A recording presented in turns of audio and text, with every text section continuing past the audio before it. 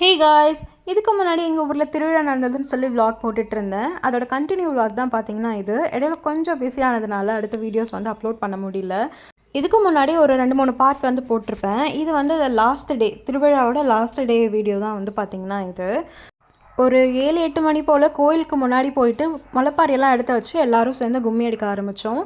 அதுக்கப்புறம் அங்கேருந்து முளைப்பாரி வந்து தூக்கிட்டு கிணத்துக்கிட்ட வந்து போகணும். சாமி கிணறுன்னு ஒன்று இருக்கும், அங்கே தான் போய் இந்த முளைப்பாரியெல்லாம் வந்து கரைப்பாங்க.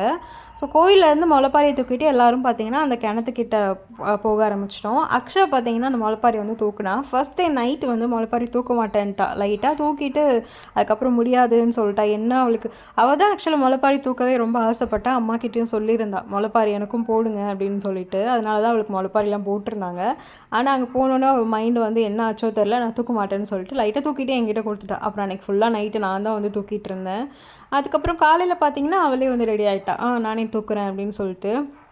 சரி, நான் அவளுக்கு கொஞ்சம் கொஞ்சம் வீடியோ ஃபோட்டோஸ் எல்லாம் அந்த முளைப்பாரியோட சேர்த்து வந்து எடுத்தோம். அப்புறம் நான் சொன்னேன்ல கிணத்துல கரைப்பாங்கன்னு சொல்லி, இந்த சாமி கிணத்துல தான் முளைப்பாரியெல்லாம் கரைச்சிட்டு எல்லோரும் வந்து சின்ன குழந்தைங்களெல்லாம் இந்த மாதிரி தண்ணியில் வந்து முக்கி எடுப்பாங்க.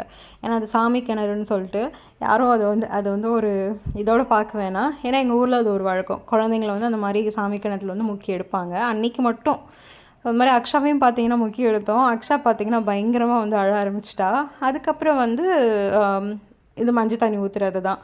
அது ரொம்ப ஜாலியாக இருக்கும். எனக்கு பொதுவாக எங்கள் ஊரில் அத்தை பசங்க மாமா பசங்க அவ்வளோ பேர் இல்லை, ஏதோ 1-2 பேர் இருக்காங்க, அவ்வளோதான். ஃபுல்லாக அண்ணனுங்க அந்த மாதிரி தான் இருக்காங்க எனக்கு.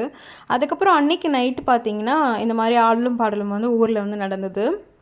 இந்த மாதிரி சாமி வேஷம்லாம் வந்து போட்டு வந்து டான்ஸ் ஆடுறது, அப்புறம் பேய் மாதிரி போட்டுட்டு வந்து டான்ஸ் ஆடுறது, இந்த மாதிரிலாம் நிறைய வந்து பண்ணியிருந்தாங்க. இந்த கேப்டன் பார்த்திங்களா, ஐயோ எனக்கு கண்ணே கலங்கிடுச்சுங்க நிஜமா. ஸோ அவ்வளோதான். இந்த வீடியோ பிடிச்சி லைக் பண்ணிவிடுங்க.